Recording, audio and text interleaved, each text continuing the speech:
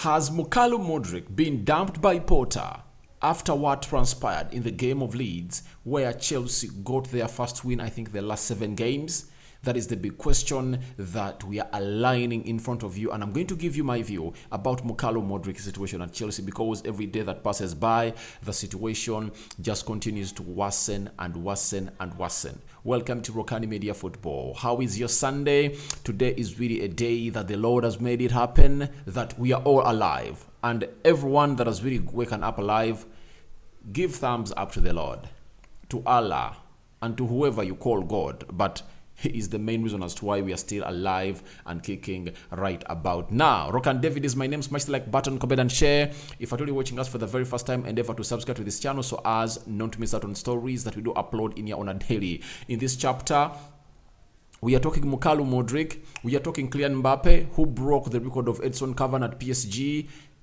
He leveled it, I think, last weekend when he scored his 200th goal, and yesterday he went ahead to break that record and is the record scorer of PSG. Then Mudryk, not Luka Modric, I'm talking about Luka Modric, who plays for Croatia and Real Madrid. The Real Madrid gaffer, known as Ancelotti, has come out and really revealed to us what the contract situation is like for this guy. He's 39, but aging like fine wine. All right. Let's get into the Modric story. Now, Luka Modric is a player that was supposed to go to Arsenal, but Chelsea got in 100 million euros to Shakhtar Donetsk, and the player went to Chelsea. But he last started a game when Chelsea was drawing with Fulham on Friday, and I think it was the debut of Enzo Fernandez. That game came in after the transfer window was really closed. We all know that. That's when that game came in after, and obviously things were really going on not well for Chelsea. Ever since then, he has never started a game. And that game of Fulham, he played only 45 minutes. The manager came out in the media and said he was having a cold. That's why he took him off. And I'm asking myself, how come a manager took off a player who was having a cold? Don't you smell something there? Because there is no smoke without fire. The manager Potter coming out and defending the player, but you can't play a player who is having a cold, and there is no way a player is going to get a cold while on the field of play, meaning that the body language of Luka Modric is indicating that this player is really not in good terms with the manager Graham Potter. Now, on Friday, before yesterday, when the game of Leeds was played, the entire social media was expecting Mudryk to start. They were expecting Mudryk to start. And they even call him 007. That is going ahead to, play 7 games? And he has scored 0 goals and 0 assists. You get 007, you know 007. He's the agent of England, James Bond. You know him very well. Now, they even donned him in a suit that he's 007, but they expected him to start and really make a change or a difference in the game of Leeds. But all of a sudden, he was not named in the starting 11, but he was amongst the people on the bench. That is Luka Modric. And now, we waited and waited until the end of the game, and Mudryk was not brought on the field of play. Now, to show you that there is a problem with Mudryk and Graham Potter, let me show you which players he brought on. There are those I have no problem with, but there are those that have gone ahead to indicate to us that there is bad blood between Luka Modric and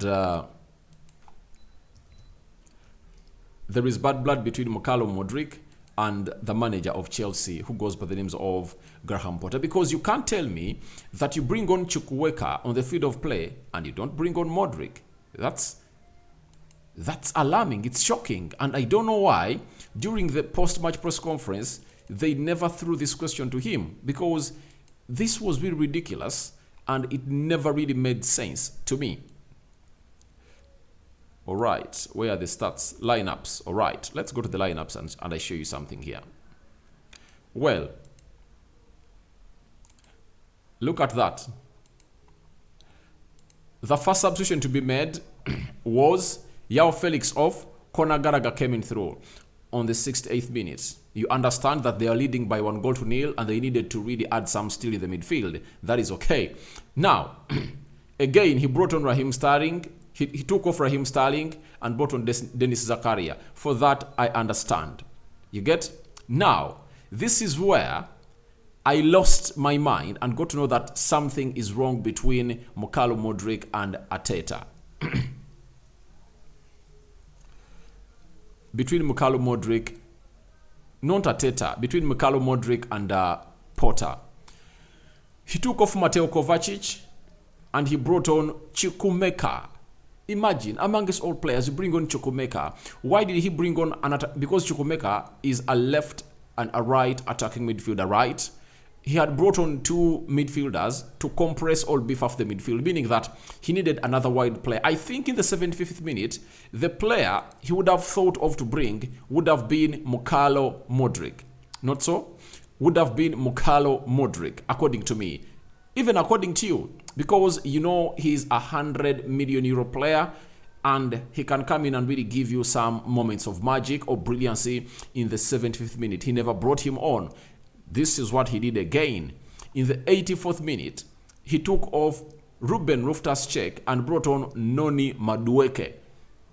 Madueke is also a wide player. I'm not going to talk about Enzo Fernandez Chalobah because Chalobah is a defender. But look at these two substitutions. None of these players that came on through, that is Chukwuemeka and Noni Madueke, is ahead of Mudryk as far as performances are concerned. So what does that indicate to us? There is bad blood between Graham Potter and Luka Modric. That's it.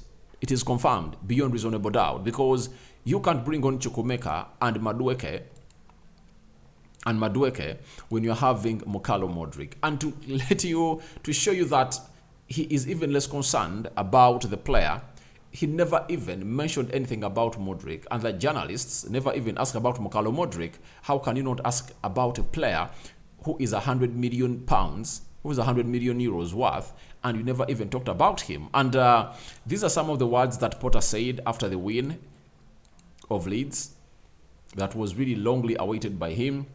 People care, players want to win and supporters want to do well. 1-0 in the Premier League, anything can happen when you consider the run we are on. It's not surprising, there were nerves. That is him. He concluded by saying to BBC that it's massive, delighted for the players and supporters. We've had to suffer. It's been a challenging period. I thought we played well in the first half and attacked well. Now, to me, I believe Graham Potter, to prove his point and ground, he has to see Chelsea going on a winning stretch of like 6-7 games. Then no one is going to come out and call him out for not playing Luka Modric. But if at all he doesn't continue to make progress, and Luka Modric is always an unused substitute, he's going to find himself in a position of being criticized. But Mudryk, as a player, I think he made the wrong decision and is paying for the dividends of the decision he made. But he has been dumped by the manager. The proof has been put there for you. Now, yesterday, Kylian Mbappe went ahead to score. Mbappe went ahead to score his 201st goal and he broke the record of Edson Cavani. Edson Cavani is the record scorer of PSG with 200 goals. Last week, he leveled the record, and this time round, he gone ahead to win it. And around 24 years, if at all you've scored 200 club goals amidst him playing in the Farmers League, goals stay goals. Goals stay goals, because there are players that have gone there that have failed to score goals. That side, don't you know that? They are there. And Kylian Mbappe had the following to say after that record-breaking goal. He said, "It's a privilege to play for Paris Saint-Germain. It's special to PSG player as this is my city. I'm here to write history in France, in the capital, in my country, in my city. It's beautiful, but I want also collective achievements." That is Kylian Mbappe. He said again that on Bayern Munich, "I don't think so. I'm here at PSG. I'm very happy. And I can't think of anything other than enjoying PSG life. Ballon d'Or, for sure, it's a mission for me to win the Ballon d'Or one day." Talking about the Ballon d'Or and Kylian Mbappe, I think if Mbappe is to win the Ballon d'Or, he has to go ahead and really win the Champions League. That's it. And what does that mean? He should go to Allianz Arena and knock out Bayern Munich. If he knocks them out, then he'll be given green light to find himself in a position of talking about a Ballon d'Or. But the best way for him to win a Ballon d'Or is to really quit PSG, because the team is not so much supportive, and it's not getting real tests in the league. When it comes to the Champions League, they look like their levels are good, but they cannot compete with the other teams because the other teams are really playing in better leagues. Their players are tested week in, week out to a level that PSG is not tested.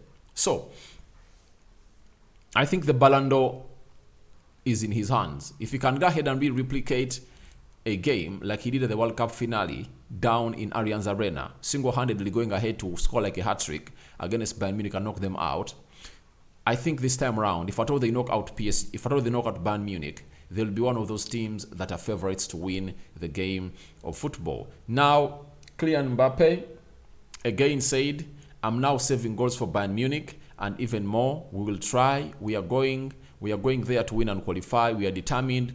We have now got our confidence back, and we will go there to win," he told Canal Plus. That is Kylian Mbappe for you, and he was just very happy for breaking the record. But we all know that he wanted to go to Real Madrid, and stories coming from Real Madrid indicate that the team of Real Madrid felt like they were really betrayed and disrespected by Kylian Mbappe. Having talked to the president of Real Madrid, Perez, and everything was agreed, and then he turned heel on them. They no longer trust Kylian Mbappe, and they are moving on to signing a 16-year-old striker from Brazil known as Mudryk, and they might go in for Roberto Firmino, having been declared as a free agent, as he's not going to renew his contract at Liverpool come the summer. And last, let's talk about Mudryk, not Mokalo Modric. This is Luka Modric situation. His contract looks like it's going to run down, and you know the tendency of these teams. Each and every time a player is in his late or his mid-30s, they don't tend to give out a contract of like 2 or 3 years. They just continue giving him a contract of 1 year, and it's a performance-based contract. The number of games you play, there is an amount of salary you get at the club. It's the same thing that has been applied at AC Milan on Zlatan Ibrahimovic. Then Manchester United want to do it on David De Gea. And now Ancelotti, having asked about the contract situation of Luka Modric, he has said Mudryk will do what he thinks he should do. He's talking to the club. It's not a problem for me or for Luka. He will make the most appropriate decision. It's not a problem.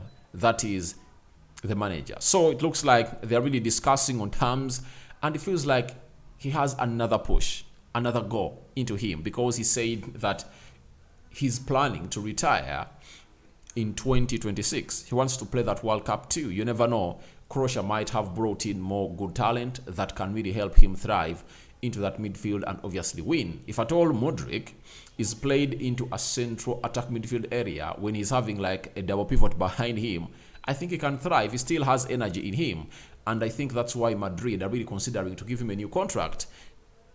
Having Tchouaméni and Camavinga behind him, fresh, young, and energetic talent, it can help him really thrive, because he looked like he's not 38, 39 years of age. When they are really demolishing Liverpool on, I think, 2 weeks back on Tuesday, he never looked like he was a player of that kind of age. He looked a different kind of player altogether. That is Luka Modric. So guys, thank you for watching in through first video of the day. Smash the like button, comment and share. Tell me your thoughts on Mudryk dumped by Porter. What are your thoughts about it? Has he been dumped, or there is a dip in form that Mudryk needs to up his standards? Then, what do you think about Kylian Mbappe? Do you think he's going to knock out Bayern Munich, because they're playing that game mid next week? And lastly, Luka Modric at Real Madrid. Do you think they should give him a new contract? Should he be rewarded a new contract according to his current form, class, and talent? Rokani David remains my name. This is the Rokani Media Football. I sign out for now. See you later, and may the Lord bless you abundantly, because he's the one who gives us life and all what we are enjoying right about now. Today is a big one. Liverpool, he's hosting Manchester United at Anfield. Guys, if you want to get all the juice find me at United Matters channel at exactly how many hours? At exactly 18:30. That's going to be the match day live, and obviously the match reaction will be coming in through, and I'll come in through on this channel after that long match reaction on United Matters channel to let you know my thoughts about Liverpool and how they played in the game of football against United. Ciao, ciao.